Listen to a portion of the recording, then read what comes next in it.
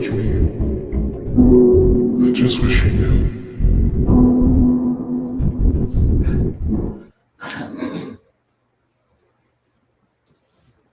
Well.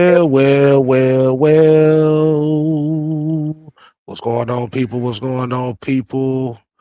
I don't even know what to call this. This is just another show featuring your boy 6-Man K Styles, Senator Mad Mike Sports, the Unholy Alliance is in your building. What is happening?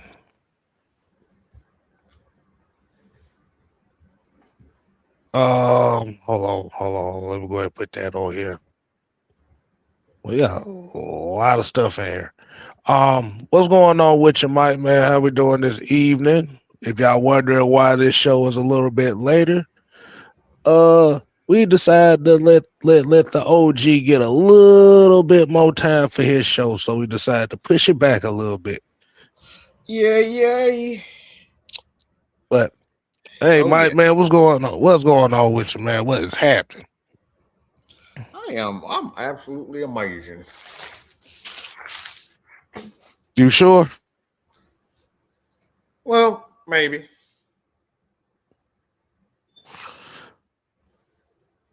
Maybe not. Maybe not. Because from what I've heard earlier, I heard you done went assholish earlier today. Oh. I heard you done went a little assholish a little bit earlier today. I may have forgot about that. Oh Lord. So you just had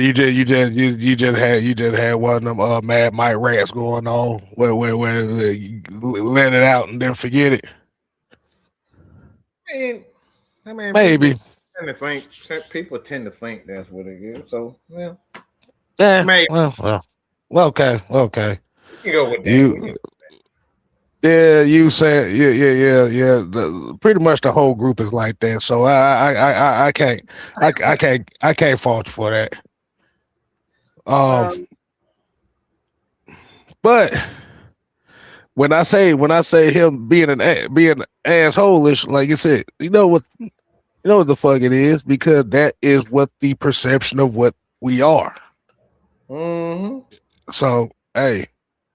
They're what it is. Like you said, if you get hit, you get hit. You if it doesn't pertain to you, then you didn't get hit. So whatever.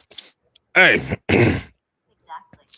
Let's go ahead and show some love to the people that's in here already. Like I said, Leo, we got Maurice Barton, we got Iron Mike, Lakitu, we got MVM, and we got DD86. So as you know, we got a very interesting show today. We got a couple topics here where we're going to be talking about the official. We're pretty much going to be reviewing the Kevin Stefanski introductory press conference. Pretty much a day later, so we're doing a day later review. It's not necessarily a reaction, but it's a review. Mm-hmm. And we're going to be talking about quarterbacks. I know you're going to like that one, Mike. Yes, I do. We're going to be talking about some quarterbacks. But before we go right into that, got a little sidebar here, and I think this was part of I think it was part of the show that you had earlier. So my thoughts on Belichick not getting voted as a first ballot Hall of Famer. I find it quite ironic, if I say so myself. He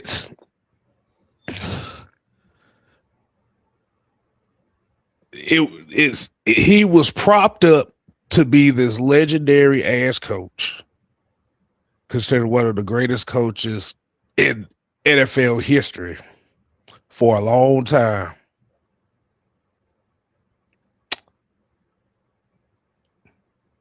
But I find it very interesting to me that they didn't think that he was legendary enough to go in first as a first ballot Hall of Famer.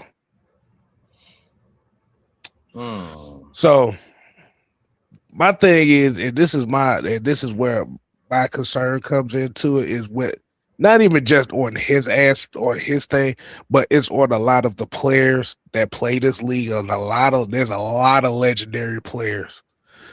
Like you said, we already talk about the well-known names and stuff that's in the hall, but I think this sports media, I think, got too much power in dictating who deserves to be a legend or not. And reason and for example, and if you subscribe to 6MK Live, I did a short on it. A guy like a London Fletcher, who's pretty much one of the Iron Man of the linebacker position, who pretty much put up a lot of the numbers, don't get the recognition for that. Jesse Tuggle, another one, no recognition. It damn near took T.O. 10 years after he retired before he got his bus in the Hall of Fame. So my question to you, Mike, is does this media have too much power in dictating the legacy of these players?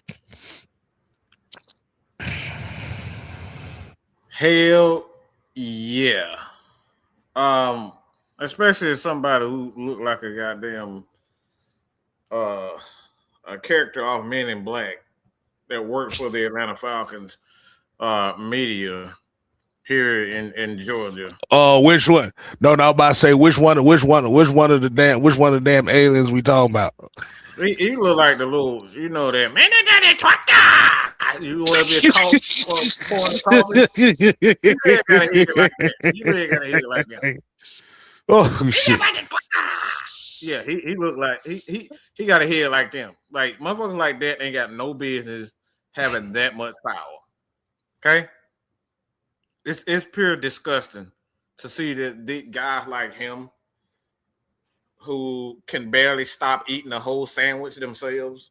It looks like he ain't been in the weight room in 15,000 years. Sit up here telling the fans,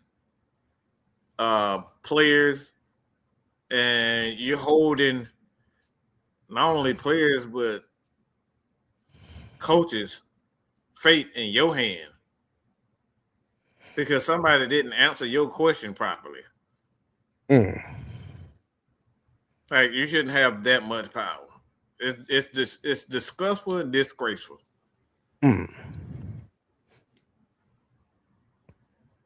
because I understand. I understand when it comes to like some of the fridge, like the players that may tote the line a little bit. Whereas, like, okay, under special conditions, maybe they'll get in. But like you said, I just believe wholeheartedly that that you penalizing somebody because they hurt your feelings in an interview or something like that, which kind of gives you the reputation of just being a terrible person just based on how they feel about you. Why does that sound so damn familiar? That sounds mighty familiar, doesn't it? That sounds very, very familiar. Yeah, they try to keep you out of certain cars because they don't like how they feel about you. Don't think, feel. My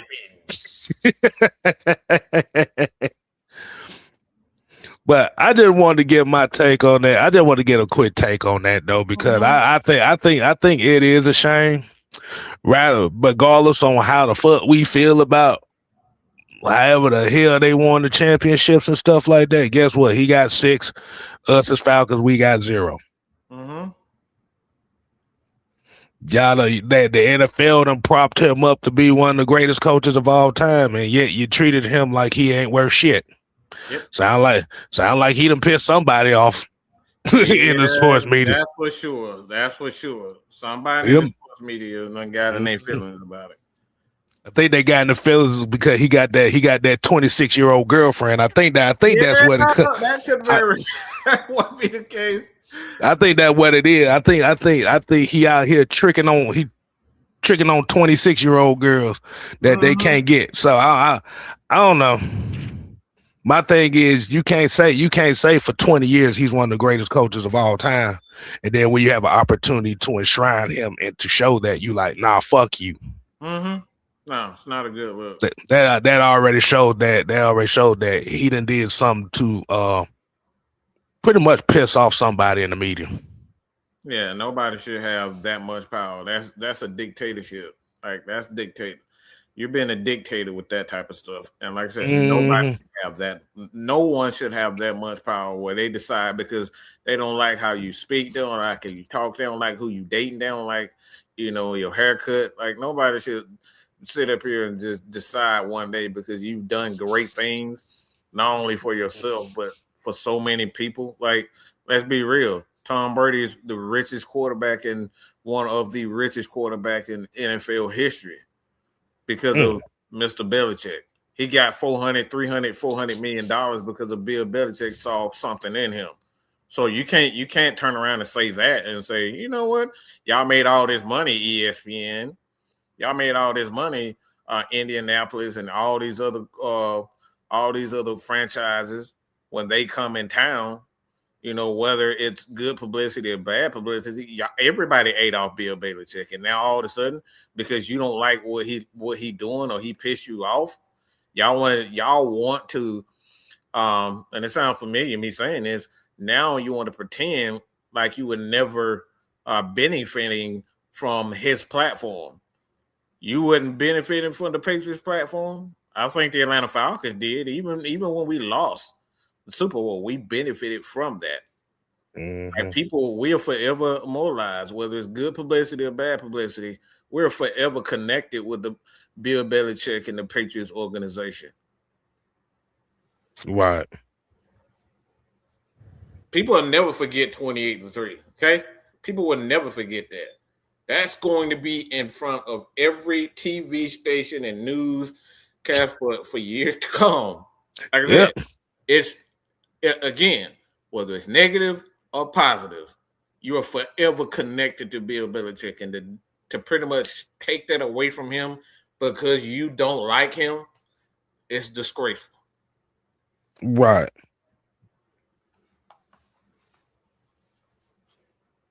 It says New England Patriots Hall of Fame players and never mind. That's just who should go in the Hall of Fame. Never mind. I was looking for something else. But like I said, we'll bother with that another time. But yeah, like you said, man, after what they did with Terrell Owens, that's why I kind of gave a lot of that shit the side eye. Yep. Because how is it that you are the third all-time receiver in yards and top 5 in touchdowns, and yet the media did everything they could to keep you out the Hall of Fame until they absolutely didn't have a choice. And then the same people had the audacity to be mad at you because you had your Hall of Fame speech at your alma mater. And now, nigga, you kiss my ass. Who did Iron Mike, Jerome, John, what's going on? But yeah, like here we go right here. Jesse Tuggle, Andre Rison, Matt Ryan, Julio, Abraham, Ken. Like you said. Like you said, it's not even advocating for those guys to even be in a positive echelons of what football history is. Because you got a personal affinity with the Atlanta Falcons and the city of Atlanta in itself. I mean, in that case, we already kind of know. I just use for example. Yeah, Mike, you gonna love this example. The 2021-2022 Georgia Bulldogs. After y'all won back-to-back national titles. Oh boy. Oh man. Yep. Hold on. I'm about to give UGA some credit. I'm give them some credit here. So push the record on this. Do you remember? I'm gonna ask everybody in the chat. Do y'all remember when the Georgia Bulldogs won those national titles, those back-to-back national titles? Mike, do you remember? I do. Put a one in the chat if you remember, because I know all y'all asses remember, but push a one anyway.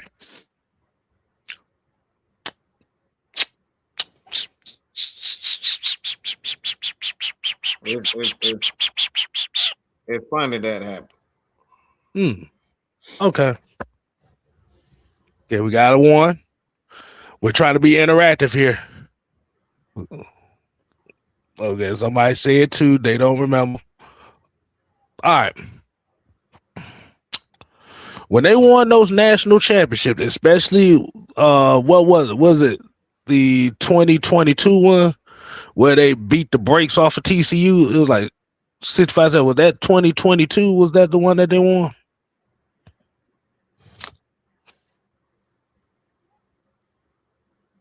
Am I right, Mike? You talking about the dogs? You saying the back? Yeah. Was that the one? Which one of those ones where they beat TCU like 65-7? Was that the second one? The second one. Okay. How much coverage do you think that UGA got from the mainstream sports media about being college football champions?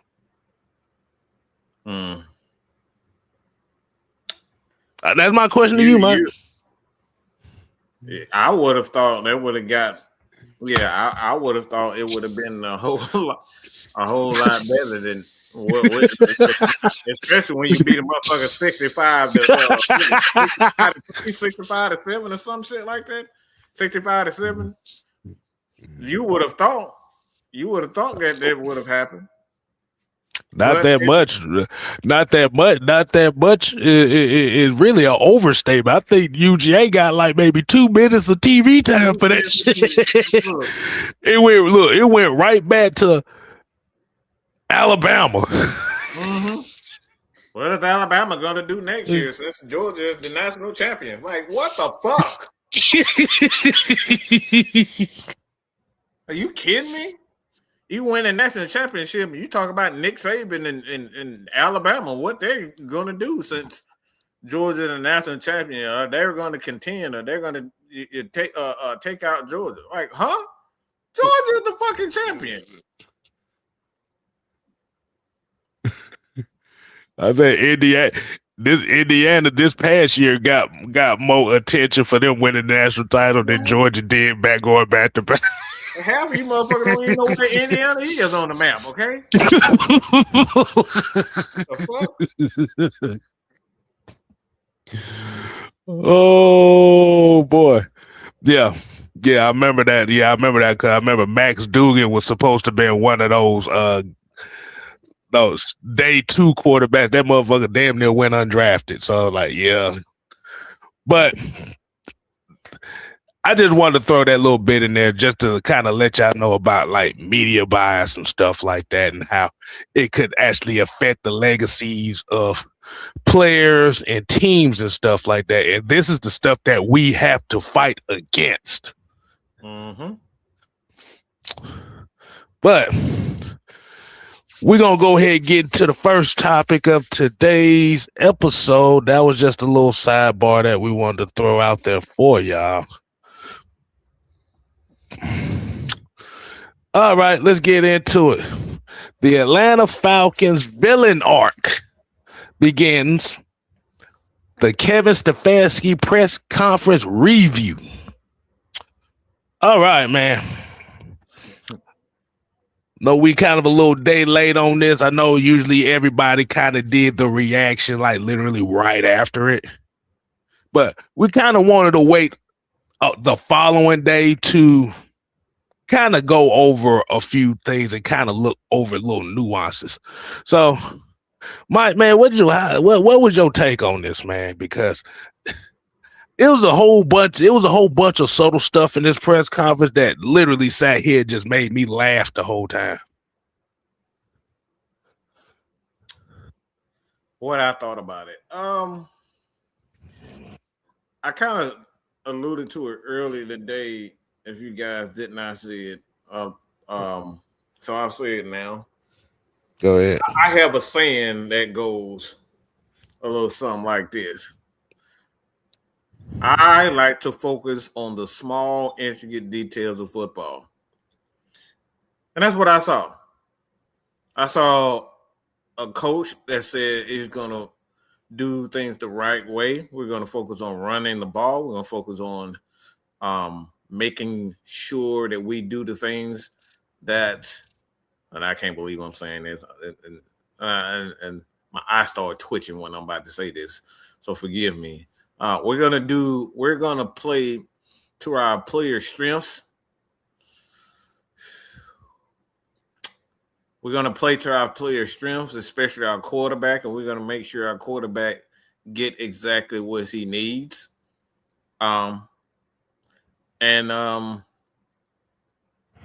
We're gonna be heavy in the trenches, and we're gonna recognize that Bijan Robinson is the best player in the universe.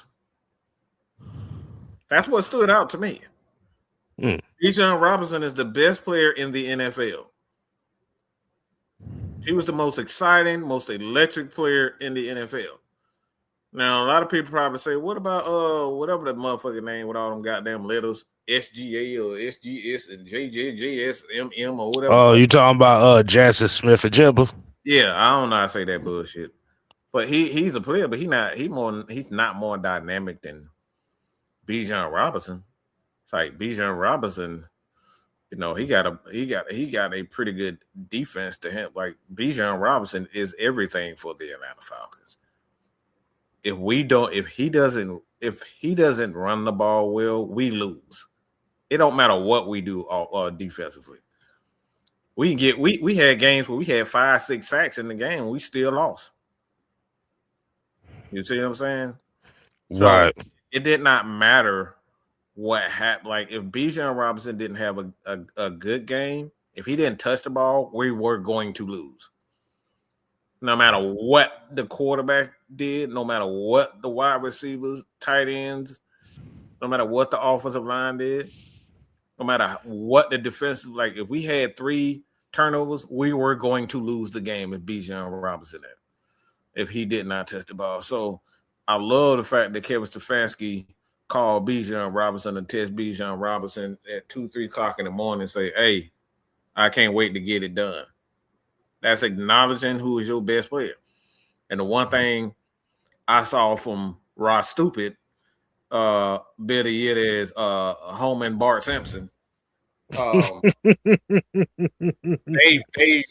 They really believe that Kirk Cousins was the best player on their team. They really believe that David Seals was a playmaker. They really believe that Charlie Warner was tight end number 1. They really believe that. And you can tell the way that they call plays. They really believe that firing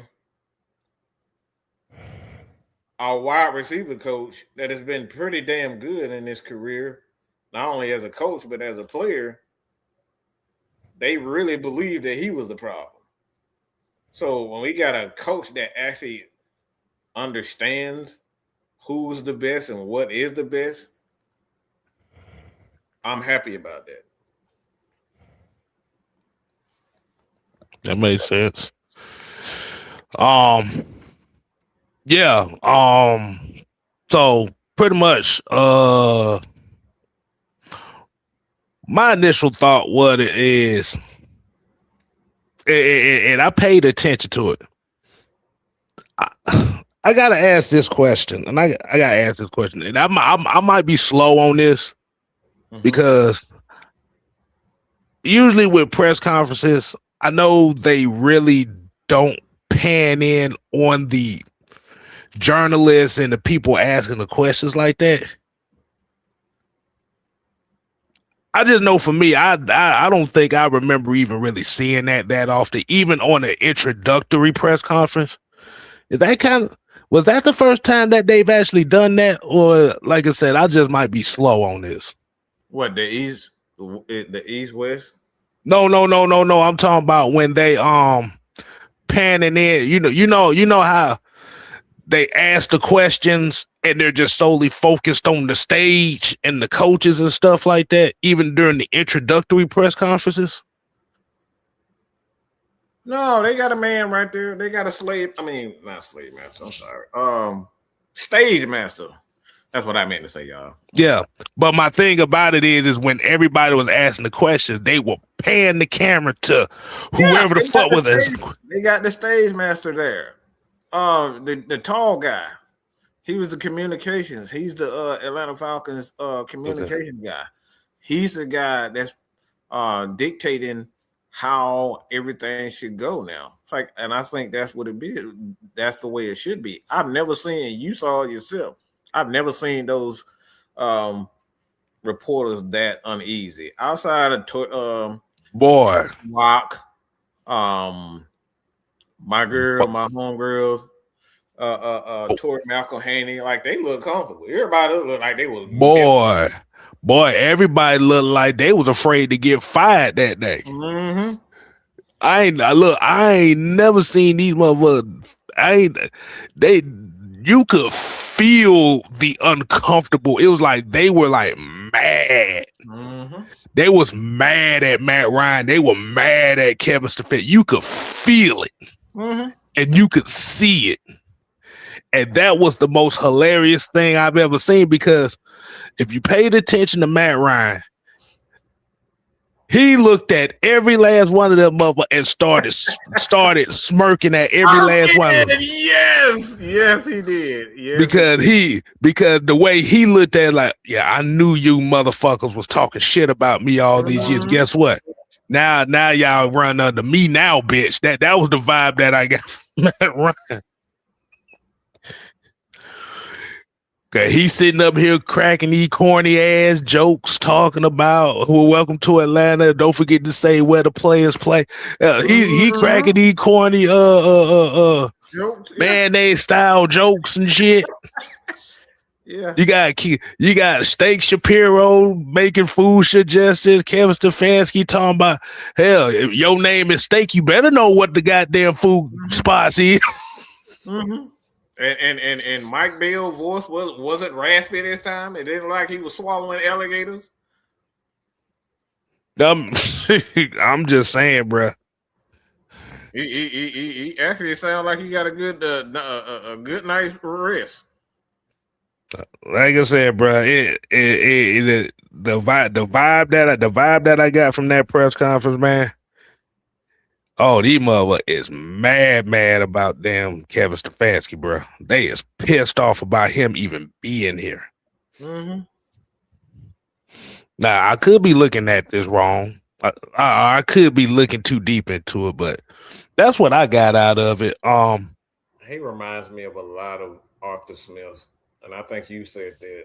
Like Arthur Smith, he's not gonna give you anything. You're not gonna break him. That was one of the most blandest ass press conferences I think I've ever seen. Mm-hmm. That shit was bland. That shit was bland as fuck. Mm-hmm. But that's what you. But at this point in time, you have to switch shit up. This is why we talk about it being a time of being uncomfortable. Like I said, everybody was so used to, I'm going to get this my way, or I'm going to bitch and moan and get my way with this shit like this. You brought in a coach who pretty much kind of gave the reporters everything that they've always wanted. And in the subtlety types of things, the Atlanta sports media kind of actually ran the team, so to speak. And if if a lot of people saying that that's not true, you might want to pay attention to it again. Mm-hmm. Because even when people were answering answers, if you hear the tone that they were answering, it was almost like the fuck. I can't believe this shit is happening. That's the tone that they was going with. But like you said, man, some of the main talking points, you know, getting back to what made the Falcons successful, relying on the run game to help further the development of your quarterback, in which it was also said that, you know, getting your quarterback out here to throw the ball 40, 50 times a game is not developing the quarterback. No, sir. No. And the crazy part about it, like I said, that's exactly what they were saying. That's exactly what they were repeating. That's not helping the quarterback as much as you think it is. Throwing the ball more is not the answer to developing a quarterback. That's not.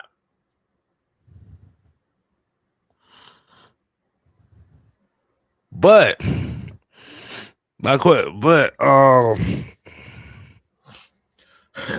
what was some other bullet points from that press conference that took your eye, that piqued your interest?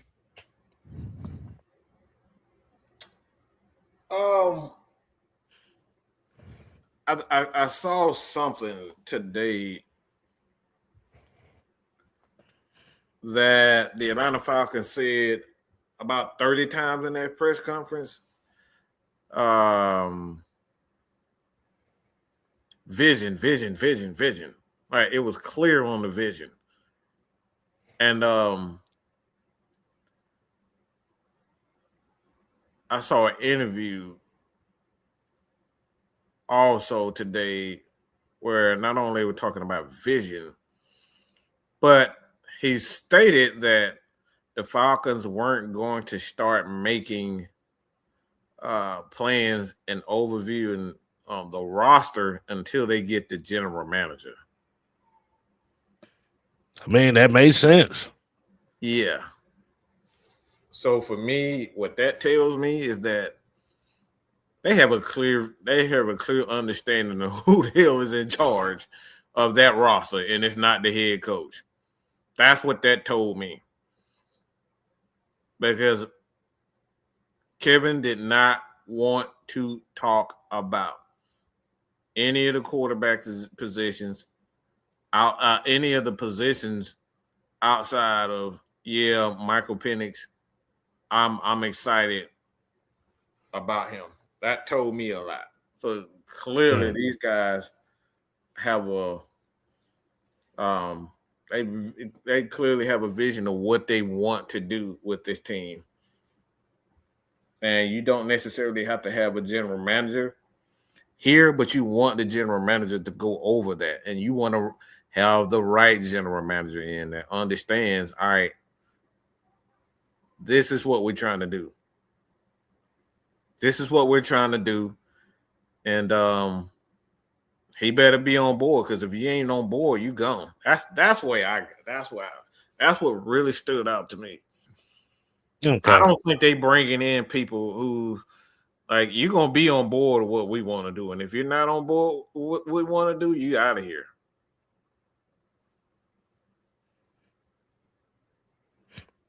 Hey, yeah. And like you said, that GM search is going to be interesting. I think they say they're going to come up with a decision either tomorrow or Friday. So I'm very, very intrigued on the direction that they go with this, because out of the three candidates that I've so far heard, that's really the most popular candidates, the main thing they kind of all have in common is that they've helped build successful teams. And I want to say successful teams, but they have a clear-cut idea of what they want to be. Yes. And their GMs that are very, very well versed in building teams through the draft. So, like I said, that's gonna be a very, very key point right there in itself. There's another thing that kind of stood out to me too, and I think you kind of mentioned it about the quarterback questions. Yeah, I saw he shot. I don't know if that was D-Lid. That was the first one that kind of asked that question about the quarterbacks. It might have been somebody else. I can't remember. And he shot that shit down with the quickness. Like, bro, I ain't trying to talk about that motherfucker right now. Yeah, D-Lid. Look, everybody thought it was funny, but I thought it was I thought it was a jackass move. Mm-hmm. Like, people like to try to. People will laugh it off because they know that they trying to do the same shit. Like, y'all trying to go out of your way to get answers when you want it, how you want it. I think it was very interesting too on how they kind of threw the Shedeur Sanders situation in the press conference too. Mm-hmm. They did it in a slick way. But I think he caught on. I think either he caught on to it or Matt kind of gave him a look like, I think they going here with this. Mm-hmm. And that was the question of what do you think your role is as far as decision making when it comes to the roster? Mm-hmm. That was a Shedeur Sanders question right there that they tried to sneak in there. Auntie Pam, what's happening? Appreciate you joining us. But because the general consensus around him and his time is that he drafted Dylan Gabriel and what the hell his name is? It Dylan something? Dylan Gabriel. And he brought him in to compete with Shedeur Sanders. So the general consensus amongst the fan is that he went out of his way to purposely screw Shedeur Sanders. So they asked him that question to try to see, all right, are you gonna have a full say in regards to, or a major part of say in regards to the Falcons roster? Or they even open up the door, the possibility to ask a question is how much were you involved in the decision making with the quarterback position? They were trying to open the door to get down to that. And they caught on it real quick. Because what do you say? It was basically kind of like, okay, whatever happened in Cleveland, I'm not worried about it. My focus is on Atlanta and how much he wanted to be here. I think the fact that he actually caught on to it shocked everybody. Mm-hmm. I think that shit shocked everybody. Mm-hmm. Because I guess what you could say is he ain't as stupid as they thought he was. Mm-hmm. And from what I understand, he's known Matt Ryan for quite some time in football, and not just him being from the same area. So right. He's known of Matt Ryan, and he's known Matt Ryan for quite some time. Right.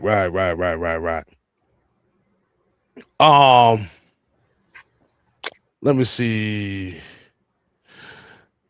There was another, and to your point too, is the word that was brought up, like you said, was vision. As vision's kind of being like the number one focal point on how they want this team to turn out. Like you said, you got to have a clear cut idea of what you want this team to be. And this is why I have to say this was one of the biggest sins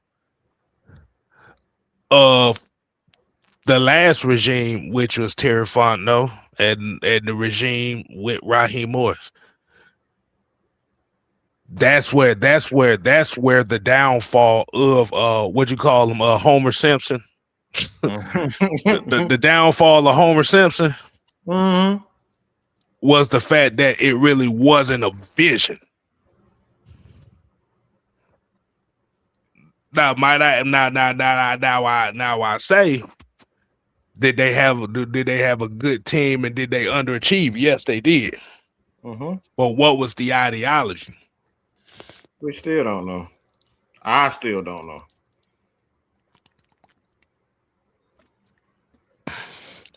I still don't know. And that's the crazy part. I'm still trying to figure out what the offense was, what we're trying to do, who was going to be the guy for the future. That like we didn't know anything. I mean, it goes back. It kind of goes back to what Truth always say. And not even just Truth, but Drew said it as well. Is if you playing musical chairs with this quarterback position, yeah, it's a lack of it. It's a vision that can hardly be sustainable. It's like it's like waking up every morning. You know them old 70 pimp movies. Mm-hmm. You got a bed. You got a girl in every bed on every position on the bed. You just wake. Wake up in the morning. You just wake up in the morning and just grab this one. Get off me, bitch. That's pretty much what the Falcons were doing with the quarterback position. They were just waking up every morning, every day, trying to figure out who they gonna like and who they gonna hug, who's gonna be the main bitch that day. That's what they were doing. Okay. Yeah. And like you said, instead of emphasizing on what you want to do, you were more so emphasizing on I'm just gonna sit back and let everybody else do their thing. Mm-hmm. And that's not a vision. That's you trying to be a homeboy. Mm-hmm. Who can? And like you said, at this point in time, when you have a young football team like this, that homeboy stick only works when you have a veteran football team. That pretty much they already know what they need to do and stuff like that, and they already seasoned. You have a young football team right there. They needs to be coached up. Now you could be homeboy with the veterans, but you got to coach them up. You don't have to tell Sting and the Undertaker to do their job. It's Sting and the Undertaker. Right. You know what I'm saying? It's Ric Flair. It's Hulk Hogan. Like, you don't have to tell those guys to do their job. They gonna do their job. Right. Like I said, man, y'all make sure y'all hit them buttons, man. Y'all definitely make sure y'all hit them buttons. Maurice Martin got a question here, man. Said, stupid question, but do you think if they would have kept Desmond Ritter, would have it been worse? It'd have been like I said, it actually would have been it's been the exact same. That's the funniest part about all of it. It's been the exact same. But we know why it would have been the same. That's why we made the change this time. Differently this time. Right. Yeah, it was like I say, it was the exact same situation. The difference is the Kirk Cousins. Like I said, if you would have, I'm gonna just say it like this: if you probably would have kept Desmond Ritter and knowing that this quarterback situation would have been the exact same as it was when he quarterback, like I said, you wouldn't have to spend $100 to $180 million on a quarterback. Again, I go to them old 70 pimp movies. It was just a different hole, just more expensive hole. Okay, it was still right. And Rich McKay was the pimp. Okay, he was the pimp. He just bought a more expensive hole that was going to do whatever he wanted to do. You bought two more expensive holes. The top hole was Kirk Cousins. Your middle hole was obviously Michael Penix. That's it. And the term that they use as the bottom bitch was Desmond Ritter. He was the bottom bitch. He was the For bottom those that bitch. don't know what bottom bitch is, that's usually the main state right there. Mm. And that quarterback position is really what got Terry Fontenot fired more than anything. Mm-hmm. Because the vision was Desmond Ritter was the biggest issue of the Atlanta Falcons team. So let's get rid of Desmond Ritter. We're going to make this quarterback position. We're going to fix this quarterback position, and we're going to take it to the next level, which means take it to the playoffs, which the term we're going to outrun the South came from. Mm-hmm. And then we ended up right back in the same shit. Mm-hmm. Quarterback changed middle to the end of the season. And we did the shit 2 years in a row again. The exact same thing. No change. So you had to change the top. You gotta get rid of the person that was the problem. And we know now that Leo. They had a reindeer of holes at quarterback, boy. You think about it. You think about it. Matt Ryan is the last quarterback that played at least a whole season for the Atlanta Falcons, and that was 5 years ago. Mariota and Ritter split a season. Ritter Heineke split a season. And Kirk Cousins and Michael Penix split a season 2 years in a row. And there you go, John. That was the bad part about it. You did all that for one more win. One more win. We spent over $200 million for one more win. And you think about it, if you're spending about upwards of $180 million plus a first round pick quarterback, that's a $200 million quarterback room for one more win. Man, please. Boy, you better be glad you didn't get an Undertaker. You remember when Undertaker hit Maven over the head with that chair? You lucky you didn't get He looked at it. Boy, he hit 5 that motherfucker. You know what he's talking about. Talking about ball nigga.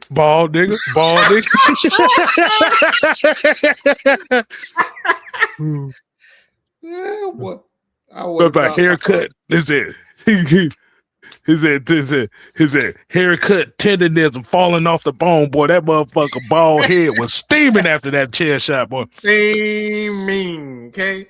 He lucky he didn't get that. I would have, man. Look, I spent that much money on 2 quarterbacks, and I got one more. What? Please, one more win.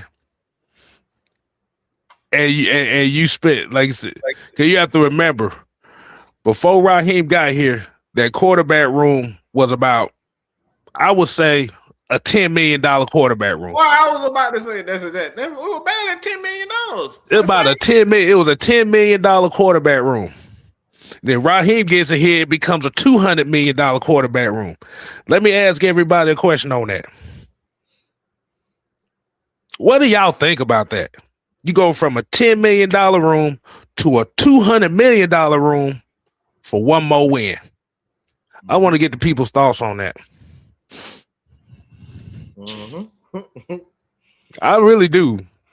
Mm-hmm. And we're gonna get to the next topic after we get done with this.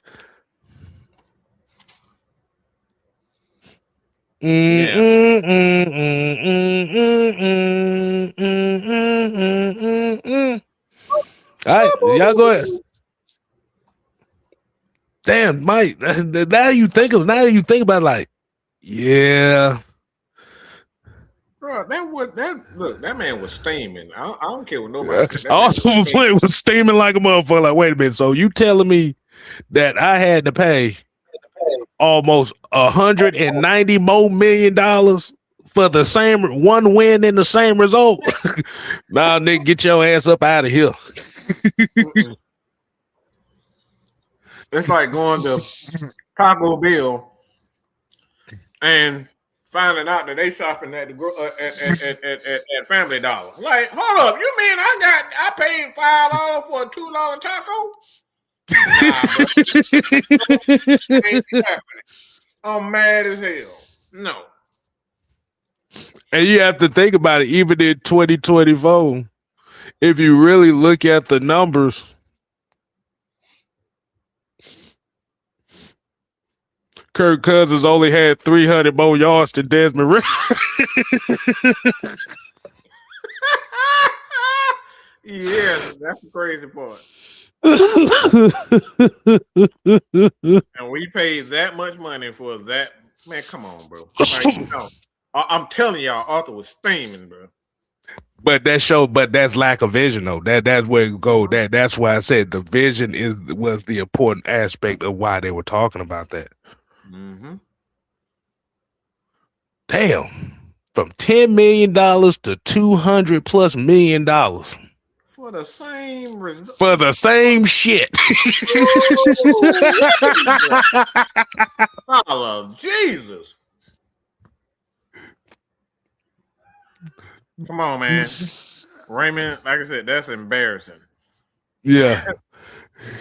There you go. There you go. It's just like going from an average female to a classy female for her to be a 304. Yeah, man, come on, bro. Get the fuck out of my face with that. Giving it the buckwheat. You thought you don't went up in the game. She giving the same coochie up. Hey, look, what you saying? She only giving it to you 2 times a month. She fucking buckwheat 4 times a week. Oh, shit.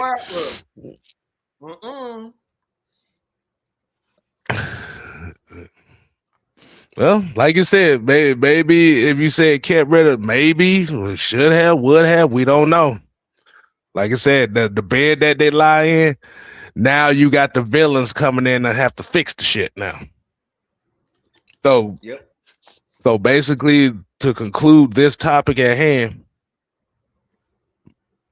Matt Ryan, Kevin Stefanski, Arthur Blank, Josh Blank already know that these moves were not popular amongst the sports media and the Falcon fans themselves. And all they told you is, oh, well, there's 2 ways you could deal with it. You can watch the game or you can boycott the game. Either way, we don't give a shit. That's how they taking it. And on the last note, I can already tell that these post-game press conferences is about to be some funny shit because that boy Kevin Stefanski, he's got that why the fuck am I here aura when he talking on the podium. Like, why the fuck am I here? Mm-hmm. Mm-hmm. So you thought D-Lig didn't like Arthur Smith? Ooh, boy. Oh Lord, y'all about to be ready for a treat. Cause boy, the post game are gonna be just as fun as the football games itself. That man gonna eat that man finna have a peanut butter special. And you know they had that peanut butter jelly sandwich in jail. He about to get peanut butter jelly sandwich and milk for the rest of the damn year. And you know what's so crazy? You know what's so crazy about the last regime? The old Zach Robinson got a job before Raheem Morris. Wow, that is funny. I'm just saying. But Jamal here said Matt and Arthur keep bringing up holding coaches accountable and having a shared vision. The last regime was throwing darts with their eyes closed. Yep. Yep, that's exactly what it was. That's exactly what it was. And like I said, you could tell how it was because it was too much inconsistency. It's like you said, you got the offense can't keep an identity. You got special teams playing like shit. Like I said, some of these games you got defense giving up plays at the wrong time. And like you said, 2024, we start off 6-3. We end up 8-9.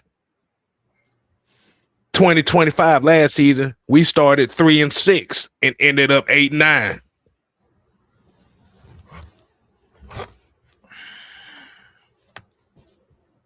Yeah, that's all I'm saying. Arthur Smith got a new job as an offensive coordinator and makes some good money. Oh yeah, he going to Ohio State. He like, man, shit. Mm-hmm. Shit, I'm good. He'll have a head coaching job real soon in college. Mm-hmm. Believe me. Exactly. And the fucked up part about it, Arthur Smith ended up getting the OC job with the Pittsburgh Steelers literally a week after he got fired from the Falcons job.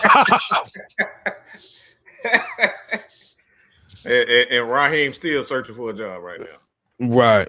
You got 2 opportunities left because you got the Cardinals and the Raiders right now because Todd Monken is the new Browns coach, which is very interesting by the fact that Todd Monken, the OC that the same sports media blamed for Lamar Jackson's struggles, is now going to be the head coach for the guy that they deem the chosen one. Interesting. Lord, you can't make this shit up. But let's go ahead and get to the final topic at hand, man. We're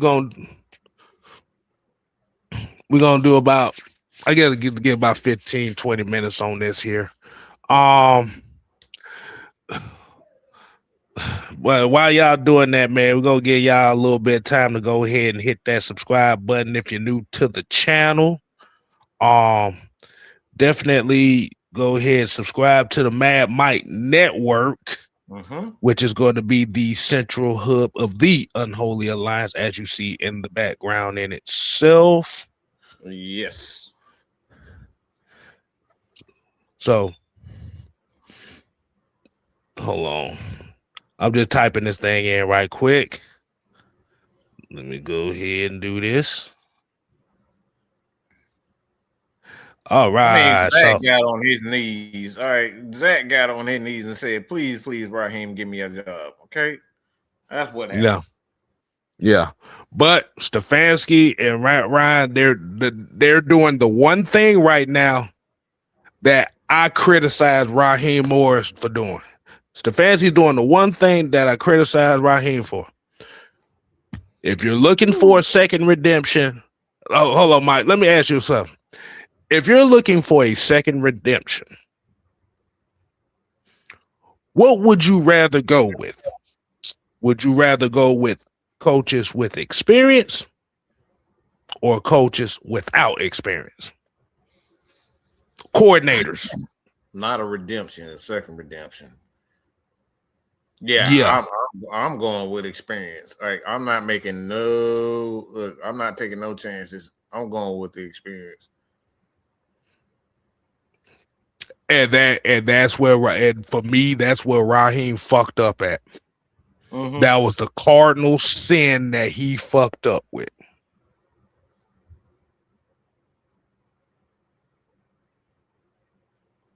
Yeah, I don't know what he was thinking. Like, that was the cardinal sin right there.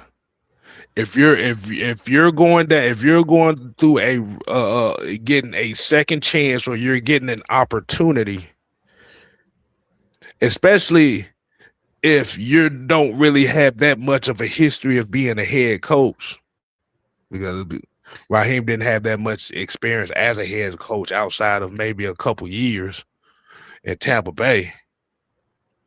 If I'm getting and I'm talking about full seasons, not the intern thing.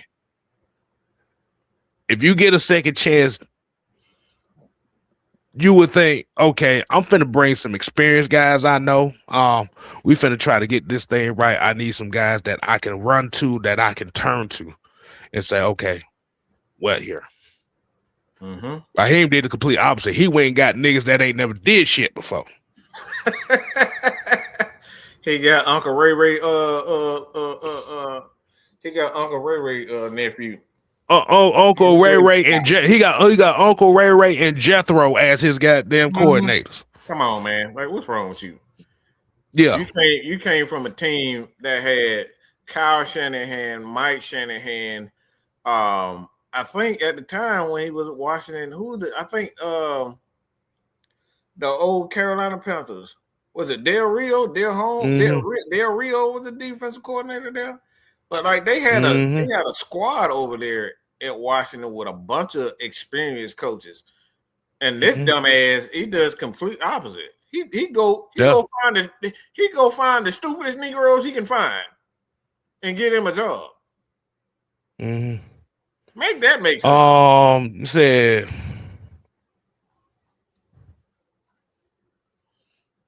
let me see.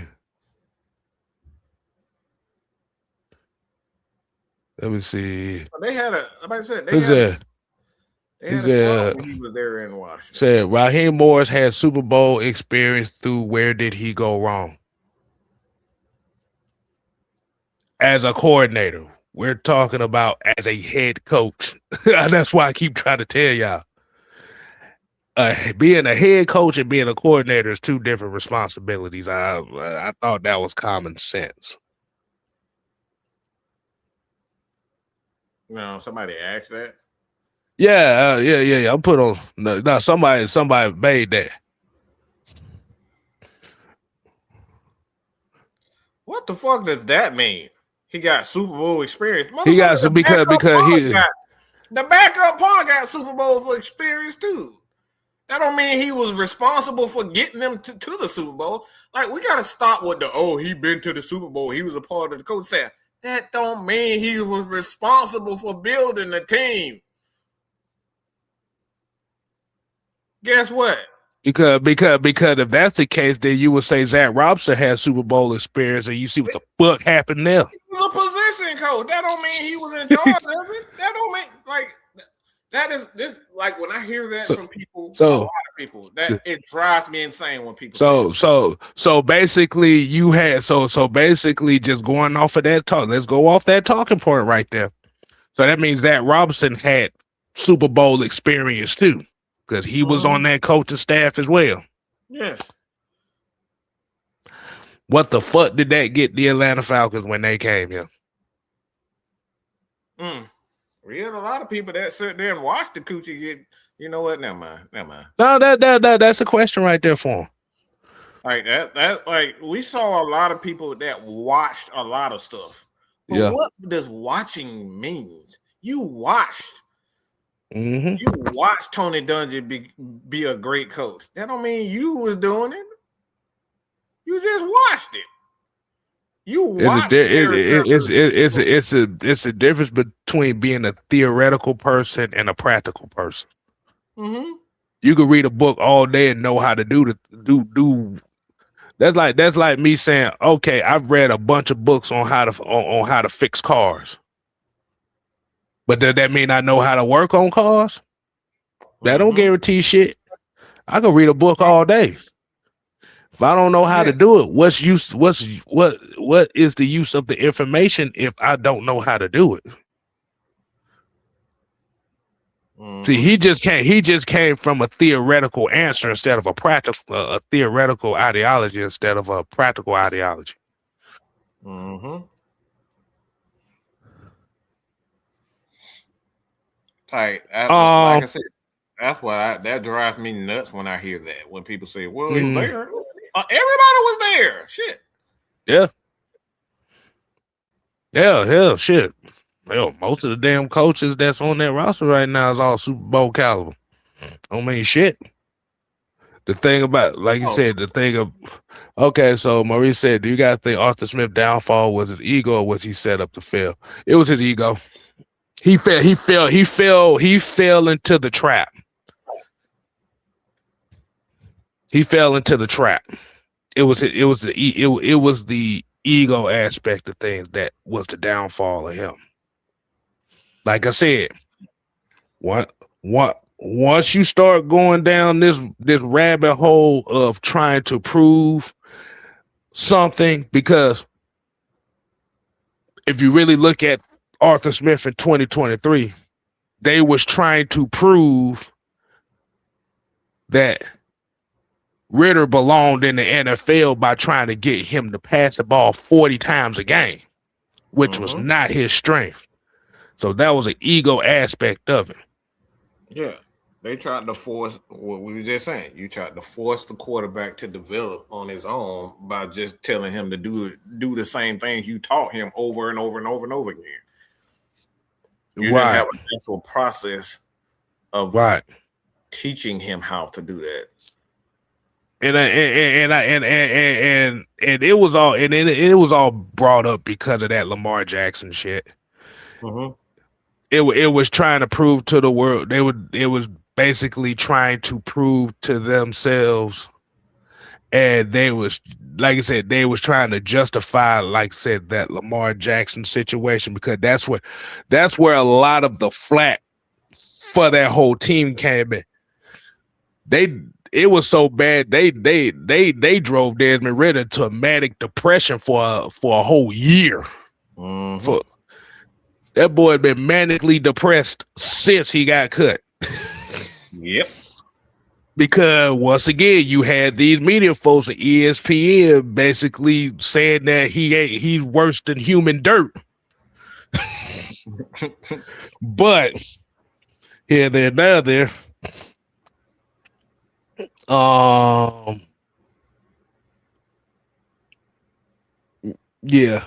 Yeah, John, that's it right there too. He failed to recognize his own mistakes until it was too late. And there you go. He failed to recognize his mistake, and the other dumbass, he watched himself do the dumb shit over and over. He watched his mistakes and tried to double down on it. He doubled down on mistakes. Double down on it. Like Warren always say, you double down on stupid. How you gonna double down on stupid? Oh my God. Yeah, that was bad, bro. That was horrible. But let's get to the last part of the damn show. Let's go. This is what I dubbed the elite quarterback truth. Now, as we already know, and I know this is kind of more so in your area than anything. So, as we are about to embark on the upcoming Super Bowl between the New England Patriots and the Seattle Seahawks. I almost said Supersonics there for a second. But you have the quarterback matchup of Drake May versus Sam Darnold. Now, these are two guys that are not in that elite tier of quarterbacks.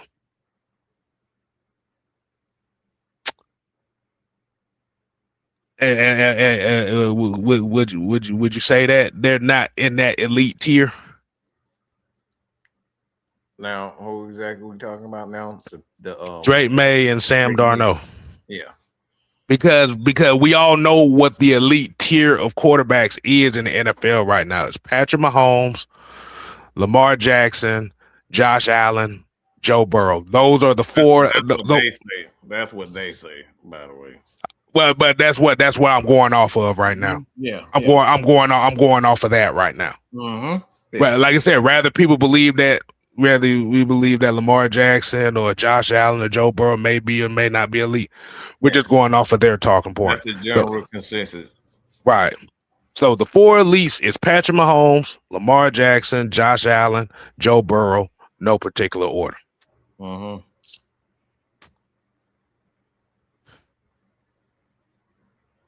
Josh Allen failed again.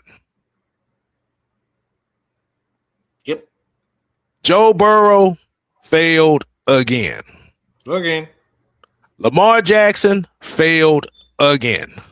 Horrible. This is the first time Patrick Mahomes ain't been to the AFC Championship game in damn near 7 years. Mm-hmm. So outside of Patrick Mahomes,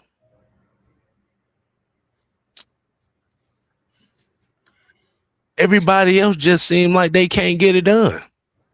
Yeah. So my question to you is, even when we're talking about elite quarterbacks, do elite quarterbacks equal championships?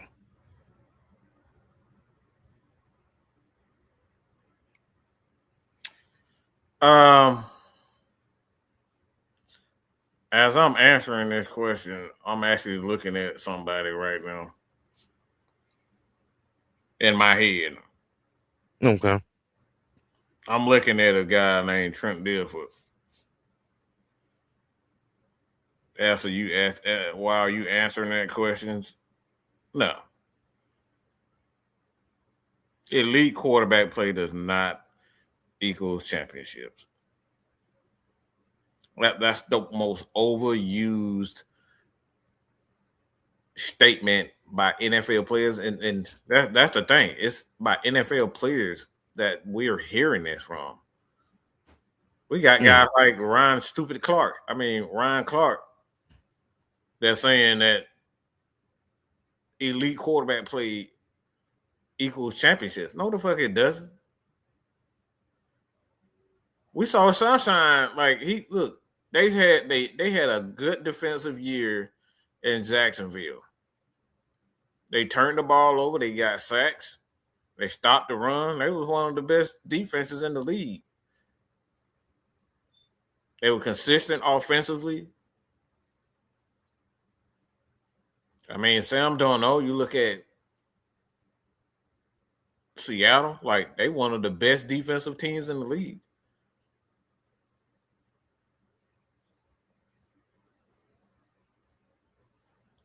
It were games where Sam Darnold threw for 3-4 interceptions in games, but they still won because the defense kept getting the ball back. So, that's the most overused statement in football is that elite quarterback equals Super Bowl appearance. I mean, shit, like Matt Ryan had like 8. I think he. Tom Brady, Drew Brees, Peyton Manning, like those guys damn near hold a record. I think Matt Ryan, Tom Brady, Peyton Manning, and Drew Brees. I think Drew Brees holds that record for the most seasons with 4 consecutive 4,000 yards. So it's those guys. Matt Ryan did that for years on top of years. Elite company in regards to stats and consistency at that quarterback position, yet the Falcons don't have a Super Bowl. So that's the most overused statement in football.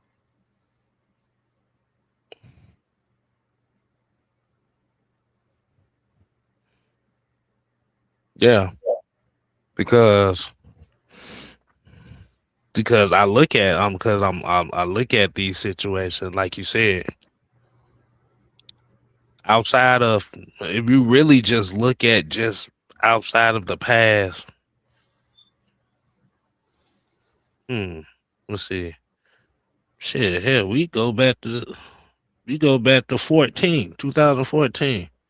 Just over the past 12 years.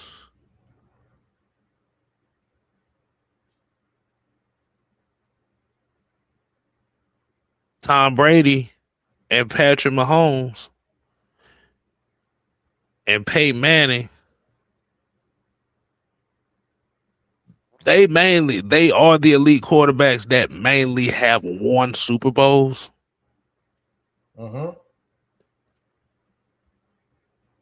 But that's them at the point where they're the one of the only. Now, when we're talking about the elite quarterback, we're talking about the tier itself, not just the individual, but we're talking about the tier itself. the elite quarterback tier. Yeah. Being overrated. And for years, I believe so.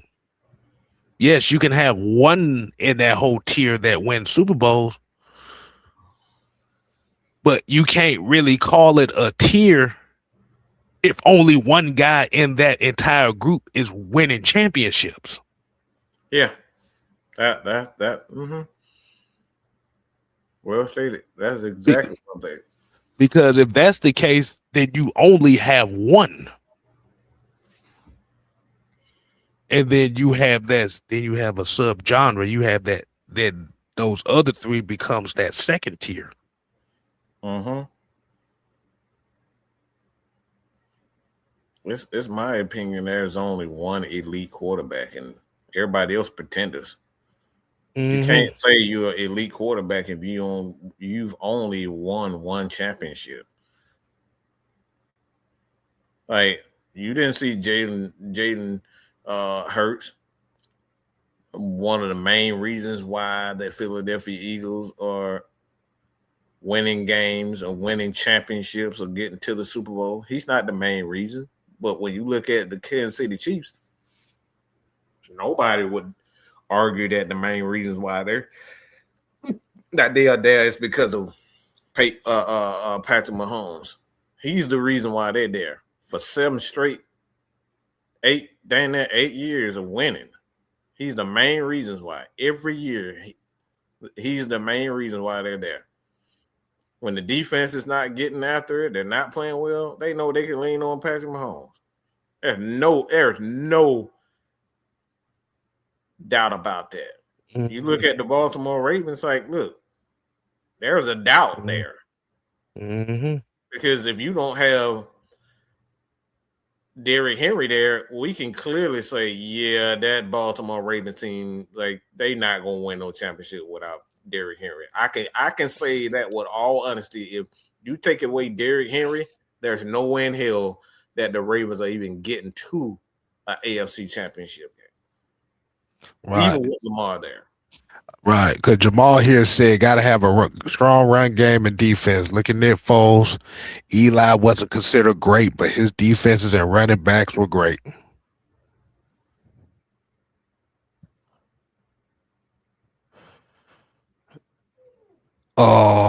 B-Lane here said the quarterback is the single most important position, not the single most important factor. I can see that. Yeah. Yeah, like I said, you got to get the quarterback position right, but at the end of the day, regardless on if you get it right, you still got to have the team that's able to get the, like you said, championships is not a quarterback. It's not a quarterback reward. It's a team reward. Mm-hmm. So yeah. We can ride with that. I can ride with that comment right there. Yeah.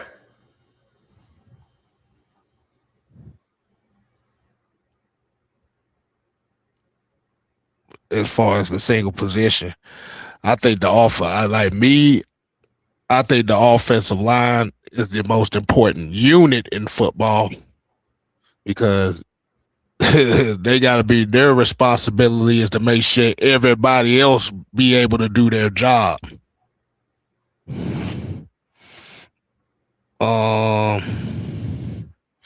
Said the Chiefs won it in a supposed rebuild year for them because of Mahomes. Well, not just because of Mahomes, because you have to remember that defense, that was a top 5 defense that year too. Kansas City's biggest issue is they don't have a consistent run game. They can't run the ball for shit consistently. And a lot of their faults and a lot of their falls goes back to what we're talking about. When you're relying on the quarterback to throw the ball 40, 50 times, like I said, you can win games like that, but you can get toe out the frame like that.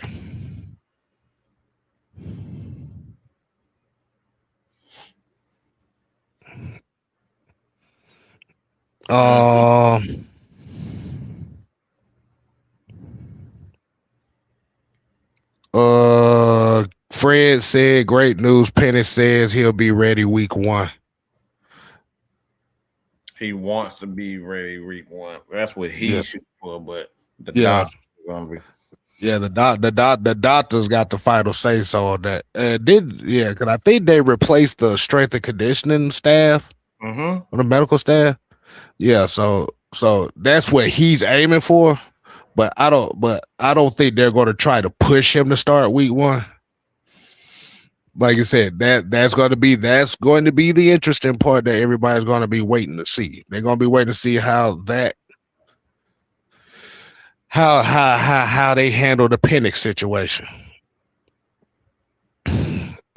Jay said most of that defense had rookies, though.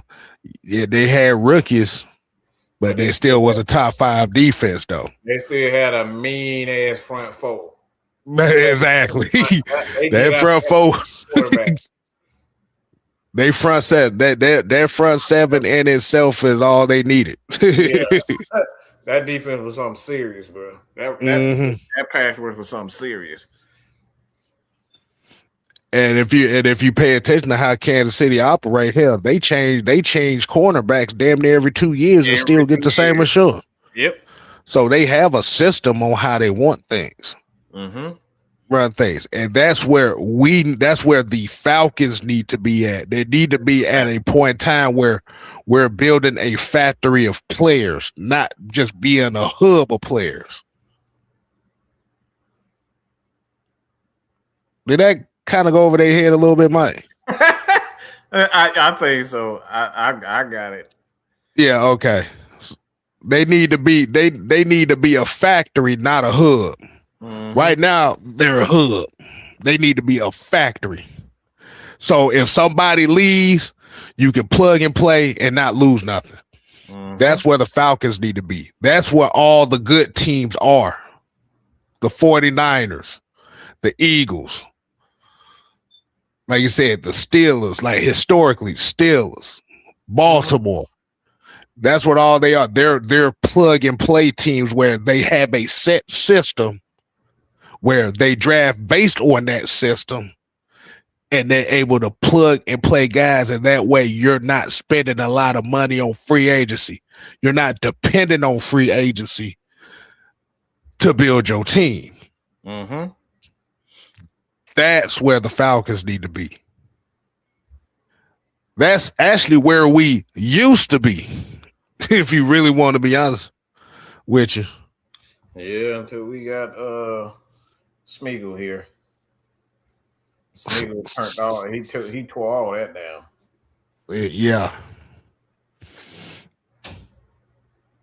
Jamal here said, I think you really need a good game manager quarterback that makes enough throws to keep defense honest. That's pretty much what Sean Payton was doing with Bo Nix. No, don't get it twisted. All quarterbacks are game managers. Quarterback, you still need talent from that position to make throws. Right. Like, those are not easy throws that y'all see in the NFL. Like, you gotta have the talent. So when I hear people say all quarterbacks are trash at starting, like that's ignorant. But you just have guys with a little bit more talent than others. So these guys are still some good, talented quarterbacks if you're a starting quarterback. The thing is, all quarterbacks are game managers. But the one that sets each other apart. That's the thing. Those are the elite ones that just they don't make mistakes. The elite quarterbacks just don't make mistakes. That's the difference. The line between a game manager and an elite quarterback is a lot. The gap between a game manager and elite quarterback is a lot slimmer than people give it credit for. Because they thinking that between a game manager and an elite quarterback is like this wide ass gap. No, the fuck it ain't. It's that gap is actually a lot smaller than you realize. Yep. The biggest difference between what an elite and what elite quarterback and a game manager, from my perspective, is those crucial moments. That's the biggest difference. It's the crucial moments. Can you put the team on your back? because of you. See, I look at Jalen Hurts as being a game manager. Mm-hmm. And let me put this for the record. Mike just said it. Everybody, a game manager is not a bad thing. Do not let these motherfuckers tell you that a game manager is a bad thing. A game manager is a great thing. But the elites to where they are is just based on certain key moments in the game. Mm-hmm. That's it. That's why I said step up, and they have the ability to step up in those key situations. That's why I said. Yeah. Brady was a game manager, but he had, and like I said, he had the elite traits. Yeah. Tom Brady was definitely a game manager. But like I said, what made him elite was in those crucial moments was he able to make the plays to propel his team over. That's what set them apart. That's what sets them apart. That's why I said the gap is not as wide as people think it is.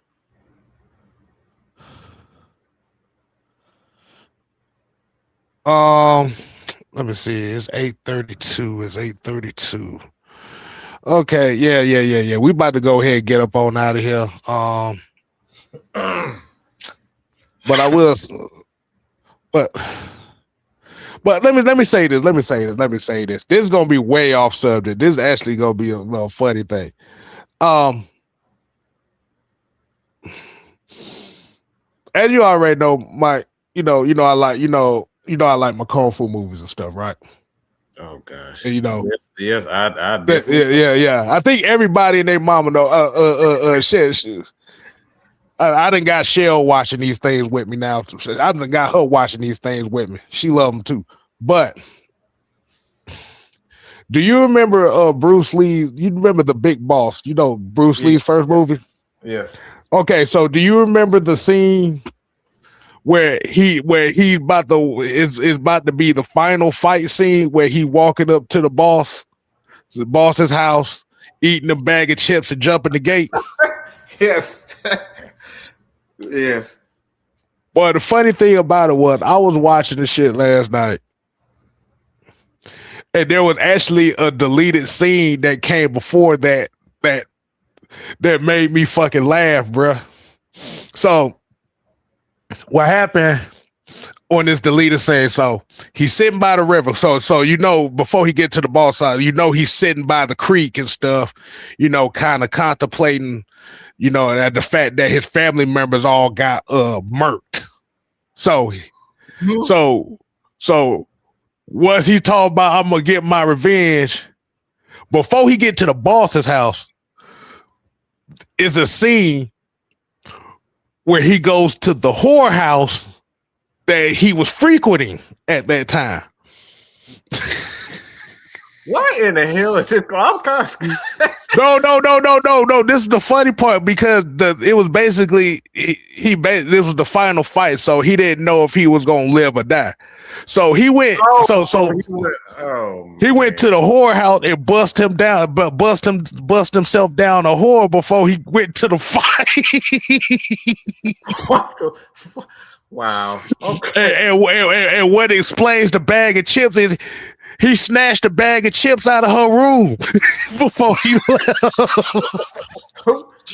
I said, wait, hold on. So you telling me before this climactic ass final fight, you telling me that he got some and stole somebody's bag of chips? Stole somebody's bag of damn chips.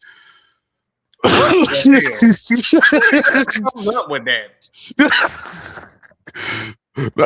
Yeah. Because if you remember in the movie, right when he got the promotion, right when he got that promotion to foreman, so they kind of had like the introductory dinner for him being a foreman and stuff. And he got drunk drinking Hennessy. He would drink. He was drinking the Hennessy, got drunk as fuck. Yeah. If you remember, you remember he had the Miss Wuman, aka that was the first whore that he was kind of frequency and busting down. And later in the movie, in this deleted scene, he went to that same whorehouse and bust another one down. Stole a bag of chips, and that's what led to that final fight scene. I said, bro, what the hell? I'm like, what the hell is this? Yes, Leo, that was the funny part. Busted a nut 2 times and got some free chips. Ain't that some bullshit? I gotta show you the video. I gotta show you the video when we get off of here, bro. Cause that shit had me roll. Boy, them deleted scenes had me roll. I said, boy, what in the... I said, I knew the Big Boss was a gritty ass movie, but I like, Lord have mercy, but I did not. Yeah, I kind of see why it was a deleted scene because that man did not. Busted a nut and got some. But that motherfucker busted a nut. He busted a nut before he fought the final boss. What kind of pregame prep is that? Who the hell comes up with that? Who comes up with that script? Oh, trust me. All the deleted scene that was in that damn movie, boy, you'll know why. You know why they cut the shit. Half the damn deleted scene didn't make sense. They just experimenting on shit. Because you have to remember that was like his first major picture in Thailand. So they just went balls to the walls on everything. So it's like they just doing all kinds of other stuff. I'm like, wow. Mm-hmm. So we got Bruce Lee over here smashing whores before the final fight. I'm like, yeah. And I see why he didn't go down this route again afterwards, because boy, that shit eating, stealing chips, okay? And the bad part about it, like I said, that was the funny part about it was he got ready to go. He just saw the bag of chips on the damn chair, like, fuck it. Oh, right. These are good. Oh my God. All right, man, we about to get up on out here because Leo started the trip. Now you talking about that sounds like some shit right here what it did if he made a movie. Hey man.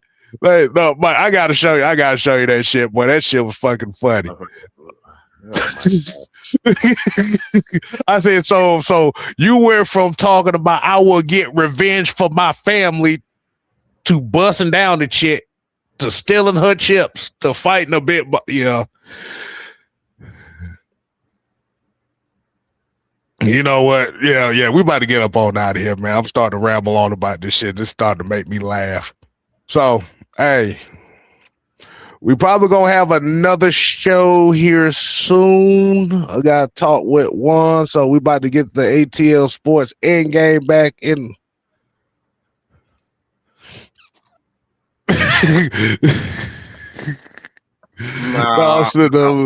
No. Said, where can I find the full video of the Penix and Zach Clyde? I have no clue. Put out yet, man, but it hadn't been put out yet, so I wouldn't have a clue. But yeah, we about to get up on out of here, man. I definitely gotta show you that. I gotta show you that shit. Boy, that shit had me rolling. So hey man, y'all make sure y'all continue to support 6MK Live as well as Mad Mike Network. Mm-hmm. Where the conversation is unfiltered, unapologetic, yep, and understandable. AKA, we are not meant for everybody. So until next time, we here to play. Oh no. We here to stay. Oh yeah, nigga. You ain't gotta go home. But you got to get the hell out of here. Oh yeah. Deuces. me. I just wish he knew.